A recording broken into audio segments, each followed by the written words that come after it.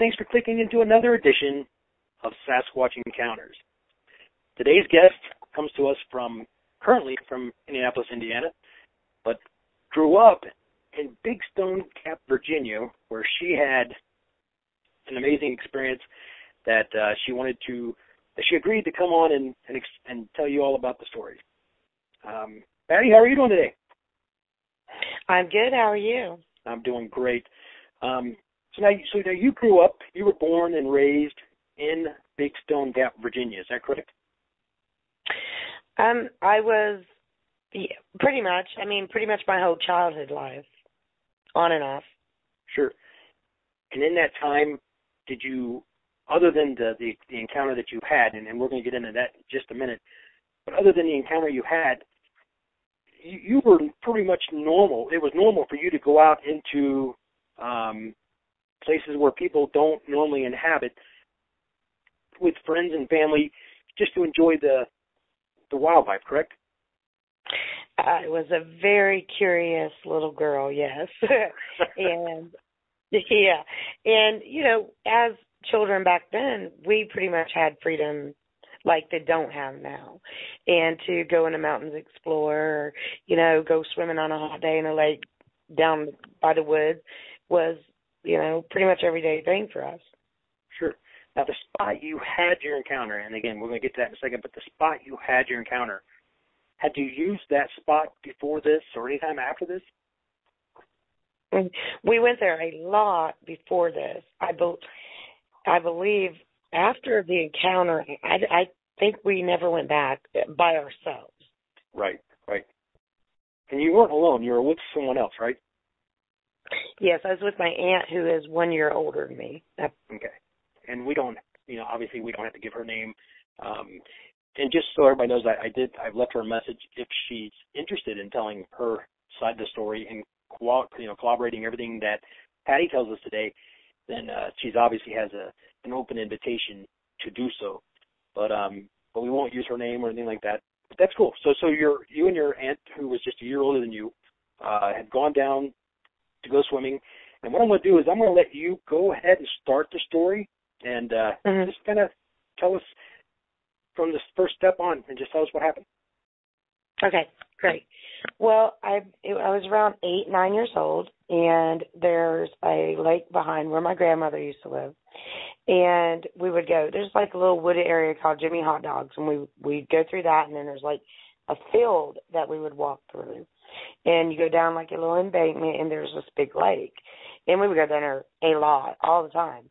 And you would walk over the big embankment, through the field, over the embankment, and then down, and then like over the rocks and stuff. And the water, probably around the middle of the water, it would get probably like to our bellies or something like that. It wasn't real deep water.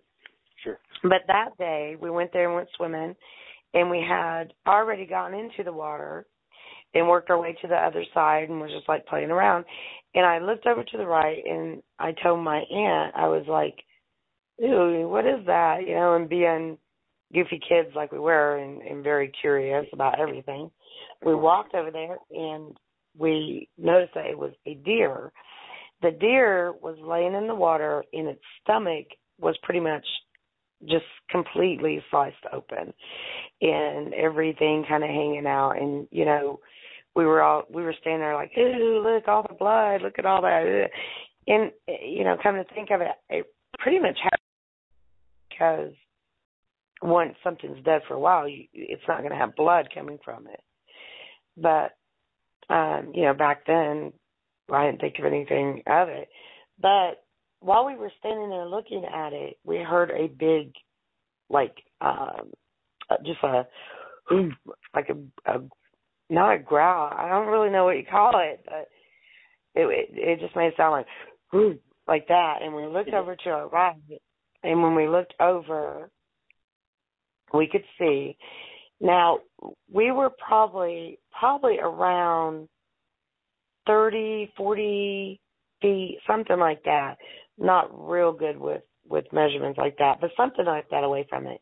Sure. And the creature itself there's like a long piece of like part of like bushes and stuff like that, and then the trees, and it was crouched down behind the bushes, like in the shadow part of the trees. We saw it stand up, looking straight at us, and then he just like turned around and started walking through the woods, like turned around and just like left. And as he left, like he was like, you know, you could hear him walking through the woods, and you could just hear like the trees knocking into each other. It sounded like firecrackers. You could hear him like where he was going. And yeah, I'm pretty sure he was going quite fast, because we just like stood there and listened, and then we were just like stunned. We were just standing there like, what did we just see? And then after that, we, you know, pretty much went home, told our mom, and of course, you know, you got your believers and your non-believers, and from that, we just kind of learned to keep our mouth shut a little bit, I guess. So you were, I mean, I'm sure as kids, telling a story like that, were you aware of what a Bigfoot was at that time? Absolutely not. Never heard of anything like that. So you saw this thing before you even knew that a Bigfoot existed? Correct. Yeah, Wow. I was only 8, 9 years old. I had no clue what Bigfoot was. Right. So, okay, now, you said that at the beginning, you said you kind of went down a little embankment with rocks and things like that, correct? Now, to get to that, did you have to walk up and over, or was it just a flat area and then down? And I'll explain why I'm asking that in just a second. Where we went, it was like you have an embankment it's like a field, and then you go down an embankment, and yeah, and then you go across the river, and there's not like a real high hill or anything going up on the other side. It kind of joins right into with the woods. Mm-hmm. Okay, so I guess my point is, as you approached where you were going to go swimming, was it easy to see you? I mean, is it easy for you to see where you're going to swim from a very far distance, or is there any obstructions? Once we would have got, you know, over the field and like the top part of that embankment, mm-hmm. what the being, creature, whatever, definitely would have been able to see us from the top of the embankment coming down. Now, he possibly could have seen us before that, because it's not like a huge embankment. And, you know, it's not real unlevel. It's just like a little one higher on one side.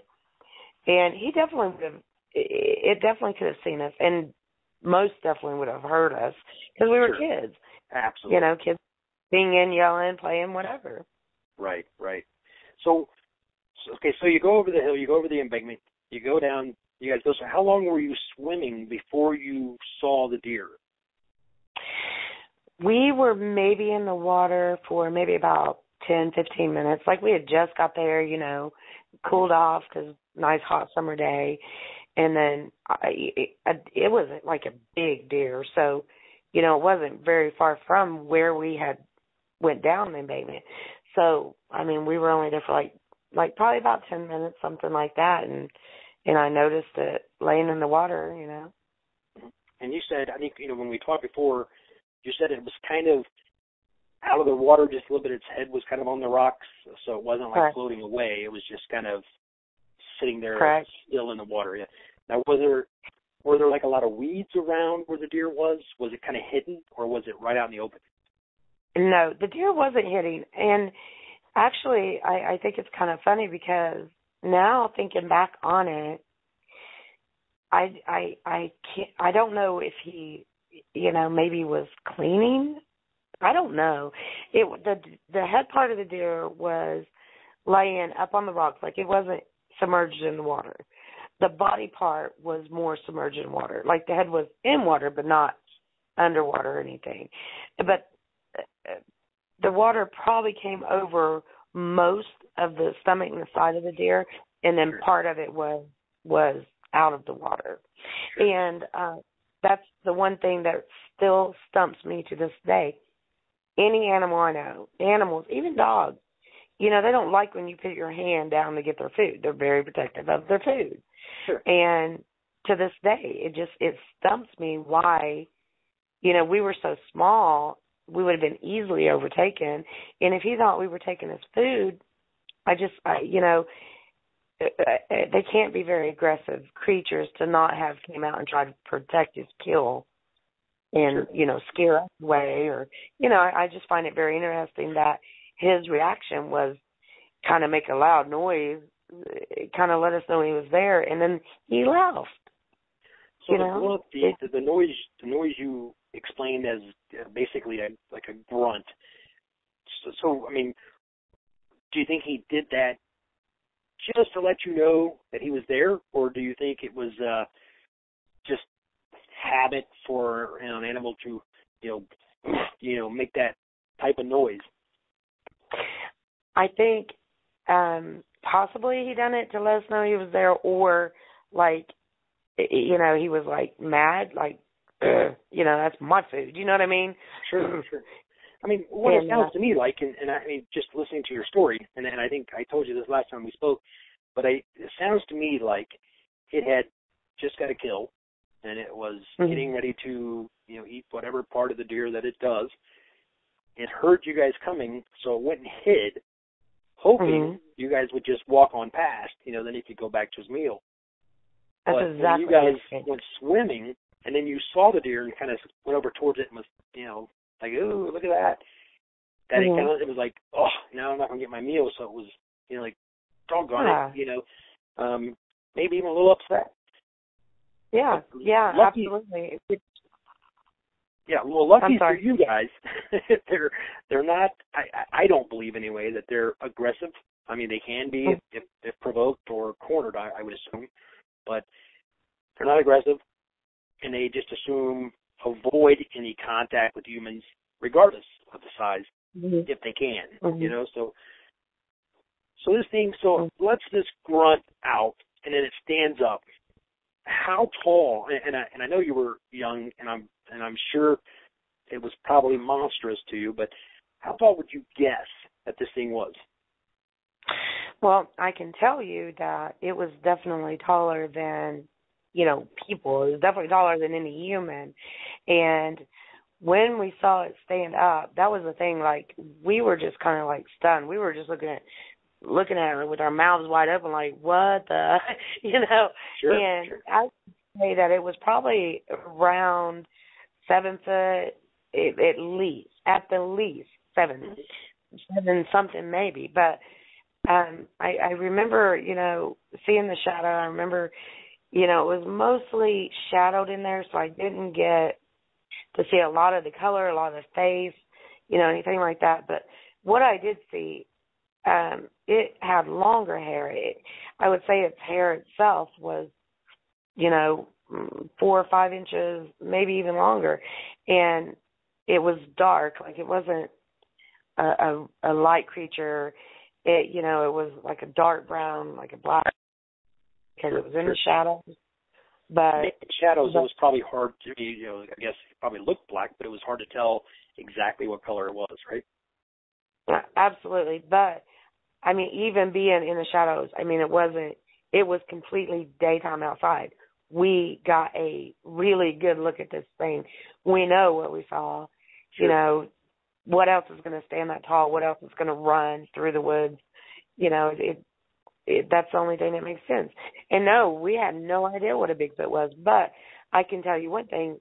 I absolutely know he could have killed us. Sure. Sure. I mean, I don't think they're very aggressive animals at all. They possibly are like people or other animals like dogs. Maybe you have some that are aggressive. Maybe you have, but fortunate enough for us, that day, that one was not. Sure. And I think it's important to point out to our listeners that you're not like a member of all the Bigfoot groups on Facebook, or you're not really in the Bigfoot community per se. This is something that you just remembered that coincidentally I saw a post in whole other group, and we won't go into what that one was and nothing like that, but you're not like a Bigfooter per se. You know what I mean? I mean, you're just someone who had an encounter, who, fortunately for us, is willing to come forward and tell us about your encounter. And right, I haven't really told my story a lot because you run into a lot of, unbelievers, and it's hard to know that you saw something. Somebody saying or telling you it doesn't exist. Right. And so I don't belong to a lot of those. Sure, I've watched some Bigfoot shows and stuff like that. Absolutely. Am I interested in Bigfoot? Absolutely. And when you see something like that, you're going to be. But yeah, I haven't really put myself a lot to tell the story or anything. And I think it's really great to have a chance to do that because people should know. This is an animal that we have not found yet. He's just an animal. It's I don't understand why it's so hard for people to believe that there is this animal that exists. There's all kinds of species they're finding every day.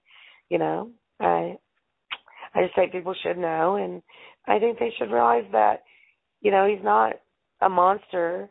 I've seen some indications of people that, feel like he's, some kind of horror show creature, but he's not. I don't think he is. They are. I mean, obviously there's more than one, but I don't think they are. It just sounds like the one that you encountered was not aggressive, but it was upset that you had interrupted its meal. That's what it kind of sounds like to me anyway. Yeah, almost like a mad little kid or something, like, and it was really cool to, maybe a lot of people have had Bigfoot experiences, but to be able to actually have heard what they sound like, and I think that's pretty cool. Yeah, and we can make a whole another show on mad little kids. Right. we all know what those are like. All right, so this thing stands up, and it stands up just briefly before it actually turns. So it actually grunts while it's still kneeling, correct? It actually what? It grunted while it was still behind the leaves or the brush. Absolutely. I mean, when it grunt, we looked over, and at first it, like I said, it was kind of in the shadows, a little bit, behind the weeds or whatever, and you couldn't see it that good. And we looked that direction because we knew exactly where it was because we heard it. And we looked up the direction when we heard it. And, he sat there for maybe about 5 seconds and before he stood up. And even when he stood up, he kind of stood up, looked at us for a couple of seconds like, are you guys going to run? But I don't know what he was thinking, but to put myself in his shoes, that's probably what I would have been thinking. But he kind of looked at us for a couple of seconds, and then he just turned around and started walking off. And then you could we could hear that he was picking up pace because it's a very highly wooded area. It's the Appalachian Mountains. It's very wooded. It's very, got a lot of weeds and, sticker bushes, stuff like that. So you could hear the whole way while he was walking away that he was picking up speed. And you could literally hear, when he would, hit a tree, there's some trees in the woods that, aren't going to go anywhere. And then there's lighter trees that bend and stuff when he would hit them or whatever. And they would snap into another tree. And it was sound like firecrackers. It was a really loud pop. I actually love that analogy. And it makes sense that a kid would use that analogy, that when you're remembering back when you were a kid, you would use that analogy because firecrackers were something that I'm sure you were familiar with, as a kid, that would be a good memory connection from then till now, So I love that analogy, by the way. And so after this happened, and I'm assuming, well, I shouldn't assume anything. I'll just ask you, what did you two do once it turned and walked away? Well, once it turned and walked away, we were just dumbfounded. We were just standing there with our eyes wide open. You would think you know, you would just be like, ah, and run, you know. But we didn't. We were just like, we were like stunned, and we were just like standing with our eyes open and our mouths open, and me and Sarah just looking at each other, and we're like, what was that? You know, because we were already investigating a dead deer, you know. Sure. So, I you know, if we were going to be afraid, I guess at that point we would have been afraid of the deer and left, you know. But we were kind of very, very tomboyish kind of girls, and yeah. But once it left, we were just kind of like, did you see that? What was that? Oh my God, what was that? You know, and like I said, we went home. We left there. We went home and told our parents, and you know, we weren't scrutinized, but not really like, oh wow, you know what happened. It was more like, oh okay, sure. And so, you know, we learned very young that, you know, this is not gonna, you know, the people just aren't gonna believe it, even though you saw it. Sure. Well, I'll tell you, I personally believe your story, and but okay, so the thing gets up, turns around, walks away. It's not running. I think you told me before it wasn't actually running, but it was moving very quickly, right? It wasn't running. Like at first, it just, like I said, it was sitting there, and then a few seconds, stood up, looked at us for a few seconds, and then he just like turned around, like almost like a little pouting, temper tantrum kind of kid. Although he wasn't a small Bigfoot by no means, he was a mature adult, I would think, because he was huge. And but yeah, he like turned around and you know, just started taking steps off, and then like it's, you know, you could hear him picking up pace going through the woods. You could hear that he was going faster, farther away, really quickly. Sure. Now I'm going to play the devil's advocate. I'm going to ask you this question: what is it about this animal that you saw that you know it was not a bear? How could a 9-year-old differentiate the two? What was it about it that you could say that was not a bear? Well, when you grow up in the mountains and, you know, you live there on and off your whole life, you see bears regularly, all the time. And, a bear can stand up. When a bear stands up, you have like this little bitty head and this big bulky body and these round kind of sort of arms that almost looks like a round object with a head stuck on top of it. This is more like a man. When we saw this stand up, he stands up, you know, hunched over and his arms all rounded out to the side. He stands up like a man. He's shaped like a man. He's shaped like a big, furry, humongous man.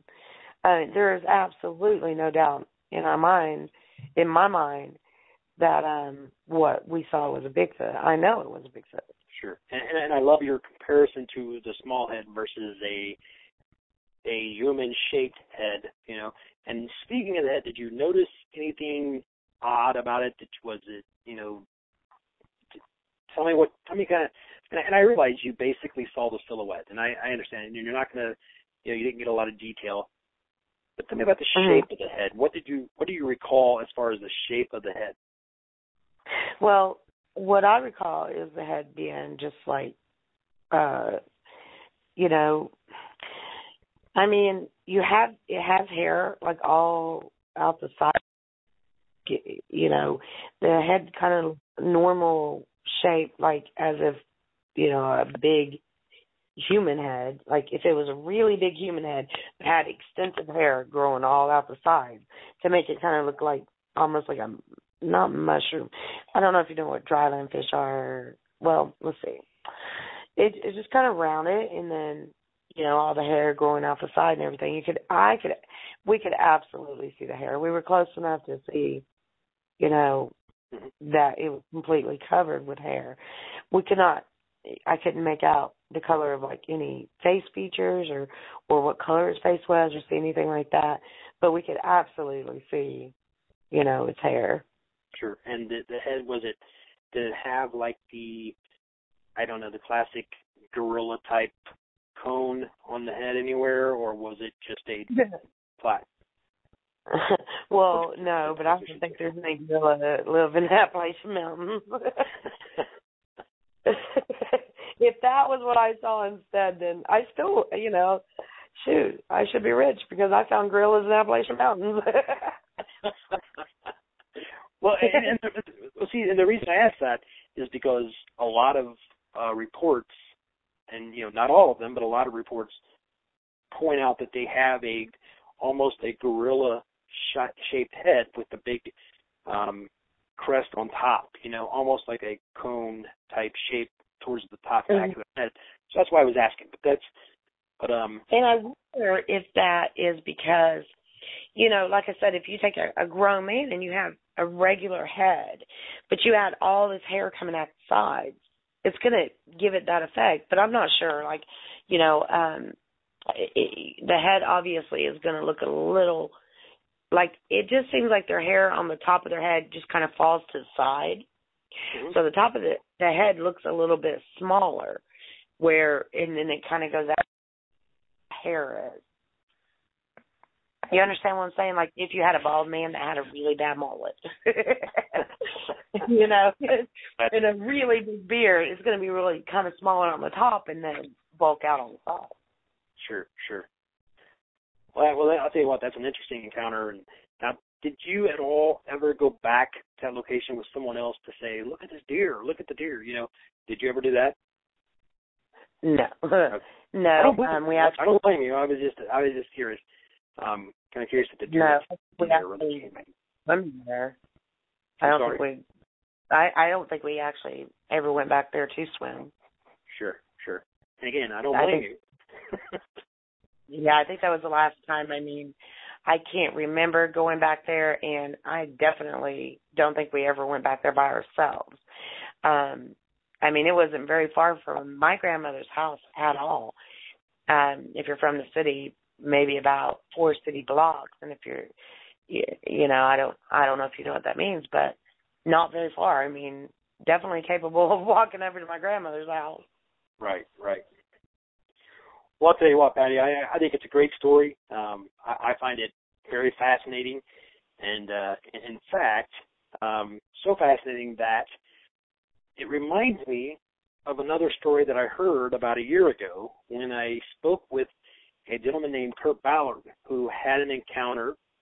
And I've already kind of did the Google on this and checked out the locations and everything else because the year is only a few years apart, and it's 98 miles away from where you had your encounter, give or take a little bit, and that is, of course, by road. So as the crow flies, it's probably more like 85 miles or something, maybe less.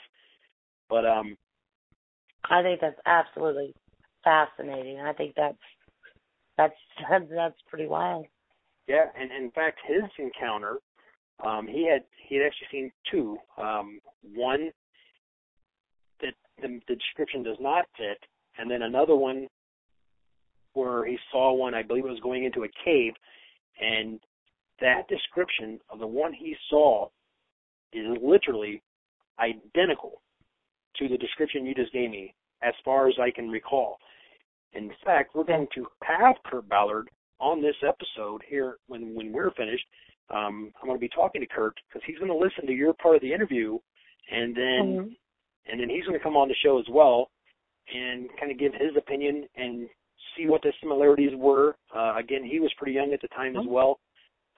And then if that's not enough, I also have another gentleman that I am going to talk to here in a couple of weeks, who literally just 25 minutes away from where you had your sighting had an encounter as well, and his encounter will make the hair stand up on the back of your neck. And I'm looking forward to this one. He told me all about it, and I'm not going to give his name yet because I haven't talked to him about doing that. But I'm going to tell you, his encounter was a really good one, just like yours. And this is just the beginning of the story, because... And I tell you what, just knowing the validation that you haven't had since you were 9 years old, that two people saw very similar encounters, the same area you did, just the validation alone will make the hair stand in the back of your neck. Sure. Because I've waited my whole life for that.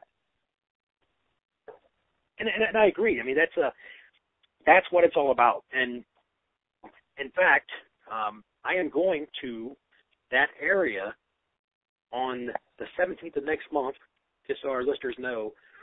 I am going to actually go to that area myself. I'm going to do a 3-day, 2-night investigation. And I'm going to be looking for basically any kind of evidence I can find. I'm going to be looking for food sources, water, the terrain. I'm going to be looking around and do a little investigation myself. So this is literally just the beginning of this story. But when I talked to you before today, and you told me your story, and I was like, man, that sounds so familiar to somebody else as I talked to. I was hooked on the area. So any researchers out there in the Big Stone Gap area, Virginia, please feel free to contact me, let me know, because I want to talk to as many people as I can before I go, kind of get an idea of what I'm walking into, and so feel free to give me a call or contact me, and we'll love to talk. So, Patty, is there anything else that you recall from your experience in your encounter that maybe we haven't touched on? I want to make sure that we get as much as we can. Any detail, anything.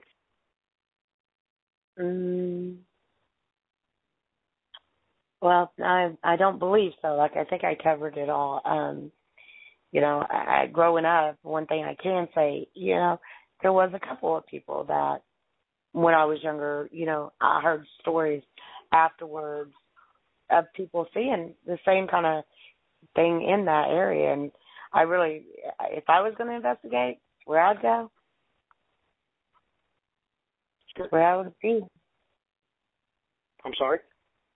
I said, that's where I would be. I definitely think that, you're on to something there, and I wish you the best. I would love for this to come out in the open and this animal be found and taken care of. Absolutely. And I think that's the key.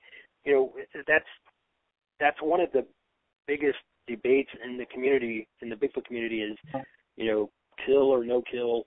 I am definitely a no kill candidate. I don't want the thing killed. I don't want it harmed in any way.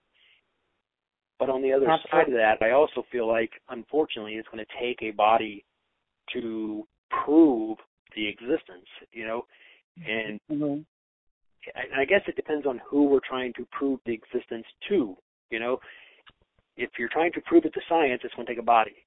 If you're trying to prove it to yourself, it's not. So let science find their own information.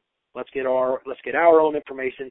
Let's try to protect these animals, and hopefully I'll have a little encounter myself while I'm down there. Well, and I wish you best with that, and I definitely think no animal should be killed. I mean, if they're going to find a Bigfoot, take pictures of it, take a video of it. You bring it back, it's just going to be, so many tests ran on it and this and that. Personally, honestly, and truly, I say cut a little clip of its hair, take that back, have it DNA, leave the animal alone. But, I mean, of course you want to prove it. And it is a hard call because I say you only kill an animal if they're trying to kill you. But, that's my opinion. I'm a tree hugger. What can I say? Well, Patty, let me tell you, I appreciate you taking the time today to come on our show and tell our listeners what you saw, and I'm telling you, I believe your story. I believe that you saw what you saw, and I think you and your aunt were brave little girls to even be there by yourself. So kudos to that, and that's great. Yeah, I consider it a blessing. Once in a lifetime event that a lot of people don't get to have. Sure. All right, guys, we're going to be back in just a minute with Curt Ballard, who I talked to a year ago, and we're going to talk about Patty's experience, and we'll be back in a minute. Hey, everybody, Bigtruth here. Ed and I would like to thank you all for subscribing to the Bigtruth YouTube channel. Hope you enjoy Sit Down with Ed Brown, where Ed talks to some of the biggest names in the business. We also have our Sasquatch Encounters series, where Ed talks to real people with real encounters. Bigtruth Sasquatch Investigations is a series where you can follow my own research here in Southern Oregon and Northern California, and soon Ed will be out in the field himself. Northern California Sasquatch Stories is where it all started here at Bigtruth. It's my own personal first encounter and encounters of people that I knew growing up in Northern California.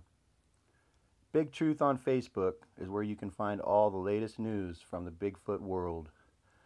You can also join one of our groups on Facebook, the Bigtruth Community Group or Bigtruth Researchers Unite. Don't miss the Bigtruth blog at bigtruthblog.blogspot.com. Thanks again for subscribing, everybody. We're really proud to be on your list. We're dead serious about finding the bigger truth. Bigtruth out. Welcome back to the show. And let me say one more time real quick, thank you, Patty, for the time you spent with us. And, man, what a great encounter and what a great story. She's gone now, and now I have Curt Ballard coming back. And I'm sure you'll remember him. We talked about a year ago. And he had an encounter not too far and just a few years apart. And the similarities to me were pretty good. Curt, how you doing today, Mike? Doing pretty good. How are you? I'm doing great, man. Hey, listen, let me tell you, thank you again for coming back on. And maybe you've heard everything Patty had to say, right? Yep. Good deal. What do you think? I think it's a great story, a remarkable encounter. It's one of those stories that I could just put myself in her shoes, being a young child, out in the summer and seeing something like that. I mean, she told it really, really well, and the way she described everything was just, it really had me on edge. So it's a really great story. Great. Now, I'm just trying to remember back when I talked to you before, but your encounter was, if I'm not mistaken, like in 1980, 81, in that neighborhood? Yeah, yep. Okay, because hers was in right around 77 to 78, so there's only about a 3 to 4 year difference between your encounter and hers, which could make up the difference between the distance, right? And I looked up on MapQuest, and it's actually by highway 98 miles, which means it could be about 80 miles or less as the crow flies. So it's not very far. It really isn't very far. No. Remind us real quick about your encounter. Now, and you had two, and the first one, as good as it was, we're going to try to key in on the second one here. Going into the cave, tell me a little bit about that again, if you don't mind. What was the season? Sure. What time of year was it? Things like that. Sure. We actually had just, it was around Thanksgiving, had some family together, and me and my cousin, a couple of my uncles, we were actually going to walk down across a pretty, probably 100, 150 yards across the field, then down to a valley where there was a nice-sized cave that my uncles had been in before, and we were just going to go down there and poke around the cave. So we walked across the field, got to the valley where, probably about 100 yards from the caves. You could see the rock formations and the opening of the cave from where we were at. We got there, and it was probably maybe close to dusk. I mean, we probably had about an hour of daylight left, I would say. And we looked down toward the cave as we're walking, and so it was like, something's over there moving. And then my uncle says, it looks like a bear. And so I think it's a deer. And then we got a little bit closer and we looked, and we realized that, it's like, no, it's too dark to be a deer. It's got to be a bear. And then about that time, I said, it's walking on 2 feet. And we stopped. We watched it for a little bit. It's kind of milling around the edge of the cave long enough where we got like I said, 100 or so yards away, got a pretty good look at it. And then I think it sensed us, kind of looked over our way, and then went into the mouth of the cave. at that point in time, between the four of us, we decided that it was probably best that we just turned around and went back to the house and not continue on to the caves. Yeah, I mean, I don't blame you. And what time of the year did you say it was? Around Thanksgiving. Around Thanksgiving. So it was starting to get cold. Let's see, because hers, I didn't ask her what month of the year it was or like that, but she went swimming, so I'm going to assume it was summer. Right. But Patty's description, now you heard the description she gave. Tell us what were the similarities to you between the two? The things that really stuck out in my mind was the color and the length of the hair. I think she said it was black or dark. This particular one was definitely a darker color, a lot darker than the first one I seen. And then whenever she said she thought the hair was around, 5 or 6 inches long, or between 4 and 6 inches, then it really just went boom, wow. That's what I would guess the hair length was on this one, because as it moved around, you could just kind of see some of the hair hanging down off the bottom of his arm, his or her arm. Sure. So yeah, the length and the color really, really got me. And then I think the size. This wasn't the one the way she described it. I think she said maybe around 7 foot tall, but being 10 years old, I understand it's hard to guesstimate a size. Absolutely. But this one, it seemed like the one when I saw was around the same size. He wasn't a really huge like the first one was, but he was still, a nice size. I would say probably a full-grown, adult, or maybe, almost full-grown. But he just wasn't as big and beefy as the first one, and that's kind of how she described this one. So it really struck home. Her description did. Sure.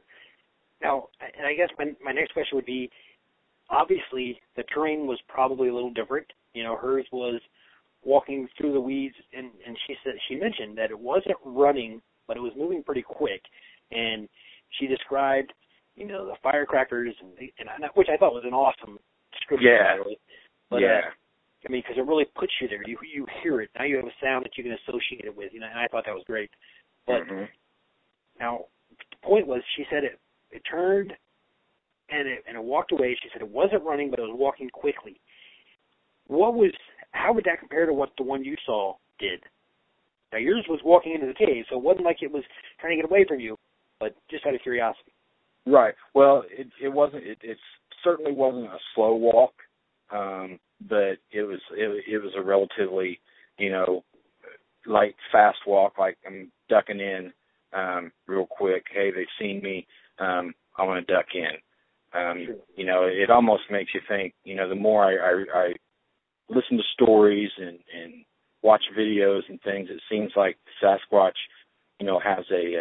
has almost like a sixth sense when it comes to cameras and attention. So it's almost like it wanted to get in the cave before anybody got a chance to either get a pair of binoculars or a camera or something, which we didn't have any of those things on us, of course. And back then, it was before cell phones, so we didn't have any way of taking any type of pictures. But he was moving pretty fast. Just a nice steady walk, just like ducking into the cave real quick. Sure. All right, Curt, one more question real quick for you. You've heard her story, and you've had your own encounter. Based on what you saw, and I'm going to point out real quick before I finish this, I'm going to point out that Curt and Patty do not know each other. They've never talked to each other. They have no idea who each other are. So they have never communicated. This is either one, the most coincidental two encounters, or it's possible it's the same one.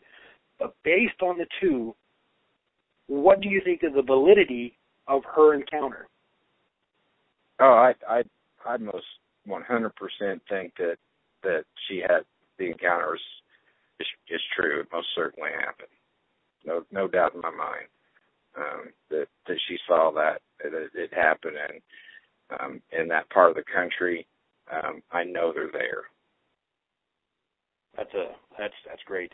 You know, and it's funny because you mentioned that part of the country, and as I told Patty, that, you know, I actually talked to another gentleman who I'm going to be talking to at another date, and he told me his encounter, which coincidentally was pretty close to both spots, probably a little closer to Patty's than yours, but it was about in the middle. Mm-hmm. And even his encounter, his description meets both of those also, and his was only about 8 years later than yours, I think, give or take. Mm-hmm. So to me, it's just too coincidental. And this tells me that there is either a family who are very similar, or, you know, a group of them that are very similar, or it's the same one. So we're definitely going to stay on this, and we're going to get back to more episodes with this particular string of sightings involved, and hopefully everybody stays tuned. Well, Curt, listen, man, I want to thank you for coming back on the show and touching base with us again, because I had to have you back on because it was just too coincidental, and I wanted to hear what you thought, your opinions, and I appreciate you coming on. Hey, it was my pleasure. My pleasure. I enjoy listening to the show, listening to all the stories, and I really think you're onto something. And there's a sentimental, place in my heart for that part of the country. And like I said, I know they're there, and it just really makes me excited to know that there's going to be some detailed research done in that area and some leads followed in that area. So hopefully we can get some answers, and I'm really excited to find out, what you come up with. Absolutely. And I'm going down there actually here in a couple of weeks, and I'm going to be spending a few days out there, a couple of nights. So I'm excited. Ordered some equipment, which should be in about a week. So I'm ready to go. I'm excited. So hopefully I'll have my first encounter, and when that happens, Curt, I'll let you interview me for a Sasquatch Encounter. How's that sound? Hey, you got a deal, and I'll tell you, Ed, I wish you the very, very best of luck on your expedition, and may the Squatch be with you. All right, Curt. All right, buddy. Well, thank you, and thanks everybody for listening, and we'll catch you on the next show.